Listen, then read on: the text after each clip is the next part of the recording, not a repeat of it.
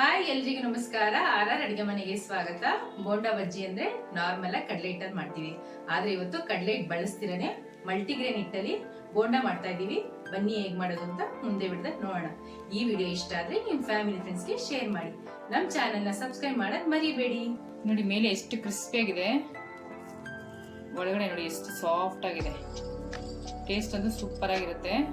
ಅಡುಗೆ ಮನೆಯವರೇ, ಫಸ್ಟ್ ಇದಕ್ಕೆ ಮಸಾಲ ರೆಡಿ ಮಾಡ್ಕೊಬಿಡೋಣ. ಆಯ್ತಾ? ಫಸ್ಟ್ ಮಿಕ್ಸಿ ಜಾರ್ ತಗೊಂಡು ಸ್ವಲ್ಪ ಕೊತ್ತಂಬರಿ ಹಾಕೊಂತ ಇದ್ದೀನಿ, ಒಂದು ಅರ್ಧ ಇಂಚ್ ಶುಂಠಿ, ಒಂದು 7ರಿಂದ 8 ಬೆಳ್ಳುಳ್ಳಿ ಹೆಸರು. ಬೆಳ್ಳುಳ್ಳಿ ಆಪ್ಷನ್, ಬೆಳ್ಳುಳ್ಳಿ ಫ್ಲೇವರ್ ಇಷ್ಟ ಆಗಲ್ಲ ಅಂದ್ರೆ ಸ್ಕಿಪ್ ಮಾಡ್ಕೊಬೋದು. ಖಾರಕ್ಕೆ ಒಂದು 3 ಮೆಣಸಿಗೆ ಹಾಕೋತಾ ಇದ್ದೀನಿ. ಇವಾಗ ಇದನ್ನ ನೀರ್ ಹಾಕಿದ್ರೆ ತರ್ತರಿಯಾಗಿ ರುಬ್ಕೊಂಡ್ಬಂದ್ಬಿಡಿ. ನೋಡಿ, ಈ ತರ ತರ್ತರಿಯಾಗಿ ರುಬ್ಕೊಬೇಕು, ತುಂಬಾ ನುಣ್ಣಗೆ ಮಾಡಬಾರ್ದು. ಇವಾಗ ಹಿಟ್ಟನ್ನ ಕಲ್ಸ್ಕೊಂಡ್ಬಿಡೋಣ. ಒಂದು ಬೌಲ್ ತಗೊಂಡು 1 ಕಪ್ಪು ಗೋಧಿ ಹಿಟ್ಟು ಹಾಕೊತಾ ಇದ್ದೀನಿ, ಒಂದು ಅರ್ಧ ಕಪ್ಪು ಸಜ್ಜೆ ಹಿಟ್ಟು ಅಂದ್ರೆ ಬಾಜರಾ ಹಿಟ್ಟು ಹಾಕೊತಾ ಇದ್ದೀನಿ. ಇವಾಗ 1 ಕಪ್ಪು ಮೆಕ್ಕೆಜೋಳದ ಹಿಟ್ಟು ಹಾಕೊತಾ ಇದ್ದೀನಿ. ಮೊದಲೆಲ್ಲ 80s 90s ಅಲ್ಲೆಲ್ಲ ಮಾಡ್ತಾ ಇದ್ರು ಇದು ಮೆಕ್ಕೆಜೋಳದಲ್ಲಿ ಹಿಟ್ಟಲ್ಲಿ ಎಲ್ಲ. ಹಳಬ್ರು ಗ್ಯಾಪ್ನ ಇರುತ್ತೆ, ಹೊಸಬ್ರು ಗೊತ್ತಿರಲ್ಲ. ಒಂದು 2 ಟೇಬಲ್ ಸ್ಪೂನು ಕಾರ್ನ್ಫ್ಲೋರು, ಒಂದು 2 ಟೇಬಲ್ ಸ್ಪೂನ್ ಅಷ್ಟು ಅಕ್ಕಿ ಹಿಟ್ಟು. ಇವಾಗ ಇದನ್ನೆಲ್ಲ ಜರಡಿ ಇಟ್ಕೊಂಬಿಡೋಣ. ಅಡುಗೆನವ್ರೆ, ಹಂಗೆ ಜರಡಿ ಇಡ್ಬಿಡಿ, ನಿಮ್ಮ ಕೈಯಾರೆ ಹಿಡೀರಿ, ತೆಕ್ಕೊಂಬಿಡಿ ಸಾಕು. ಇವಾಗ ಇದಕ್ಕೆ ಅವಲ್ಲೇ ತತ್ತರ ರುಬ್ಕೊಂಡಿದ್ವಲ್ಲ ಖಾರ, ಅದನ್ನ ಹಾಕೊತಾ ಇದ್ದೀನಿ. ಒಂದು 1/4 ಟೇಬಲ್ ಸ್ಪೂನ್ ಅಷ್ಟು ಅಜ್ವಾನ ಉಜ್ಬಿಟ್ಟು ಹಾಕೊತಾ ಇದ್ದೀನಿ. ಕರಿಬೇವು ಸ್ವಲ್ಪ, 1 ಹಿಡಿ ಸಬ್ಬಕ್ಕಿ ಸೊಪ್ಪು, 1 ಹಿಡಿಯಷ್ಟು ಪುದೀನ ಸೊಪ್ಪು. ಇವಾಗ ಸಣ್ಣಗೆ ಕಟ್ ಮಾಡಿ ಇಟ್ಕೊಂಡಿರೋ ಈರುಳ್ಳಿ ಹಾಕೊತಾ ಇದ್ದೀನಿ. ಇದನ್ನ ಚಾಪರ ಕಟ್ ಮಾಡ್ಕೊಂಡಿದ್ವಿ, ಅದಕ್ಕೆ ಅಷ್ಟು ತುಂಬಾ ಸಣ್ಣಗೆ ಬಂದಿದೆ. ಇದಕ್ಕೆ ಒಂದು 1/4 ಕಪ್ ಅಷ್ಟು ಕಟ್ ಮಾಡಿ ಇಟ್ಕೊಂಡಿರೋ ಎಲೆಕೋಸು ಹಾಕೊತಾ ಇದ್ದೀನಿ ಸಣ್ಣಗೆ. ಇವಾಗ ರುಚಿಗೆ ತಕ್ಕಷ್ಟು ಉಪ್ಪು ಹಾಕೊತಾ ಇದ್ದೀನಿ. ಅಡುಗೆ ಮನೆ ಸಾಕಾ ಉಪ್ಪು? ಗೊಸರು ಒಂಚೂರು ಹಾಕೊತಾ ಇದ್ದೀನಿ. ಇದನ್ನ ನೀರ್ ಹಾಕ್ದಂಗೆ ಕಲಿಸ್ಬೇಕು.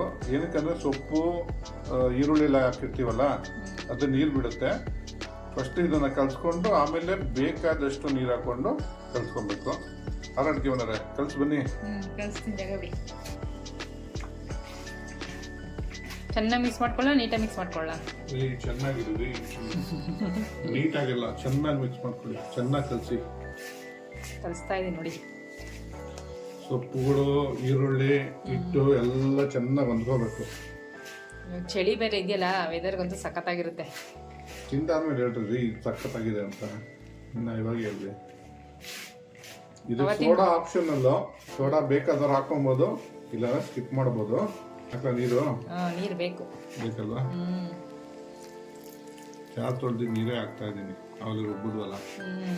ಸ್ವಲ್ಪ ಹಾಕಿ ಕಲಸಿ. ನೀವು ಬಾಜರಾ ಹಿಟ್ಟು ನೀವು ಹಾಕೊಬೇಕಾದ್ರೆ ಸಜ್ಜೆ ಹಿಟ್ಟು, ಬಾಜರಾ ಹಿಟ್ಟು ಅಂದ್ರೆ ಸಜ್ಜೆ ಹಿಟ್ಟು, ಅದನ್ನ ಹಾಕೊಬೇಕಾದ್ರೆ ಸ್ವಲ್ಪ ಕ್ವಾಂಟಿಟಿ ಕಡಿಮೆ ಹಾಕ್ಬಿಡಿ. ಏನಕ್ಕಂದ್ರೆ ನಿಮ್ಗೆ ಅದು ಕಲರ್ ಚೇಂಜ್ ಮಾಡುತ್ತೆ.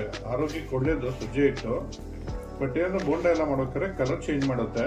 ಅದಕ್ಕೋಸ್ಕರ ಎಷ್ಟು ಕಡಿಮೆ ಆಗುತ್ತೋ ಸ್ವಲ್ಪ ಕಡಿಮೆನೇ ಹಾಕೊಂಡ್ರೆ ಬೆಟರ್. ಕರೆಕ್ಟ್ ಇದೆಯಾ? ಅದ ಸಾಕು, ಇಷ್ಟೇ. ಬೋಂಡ ಅಂದ್ರೆ ಸ್ವಲ್ಪ ಇನ್ನೂ ತೆಳು ಕಲ್ಸ್ಬಿಡ್ತೀರಾ. ಈ ತರ ಅದಕ್ಕೆ ಕಲ್ಸ್ಕೋಬೇಕು, ತುಂಬಾ ತೆಳು ಕಲ್ಸ್ಬಾರ್ದು.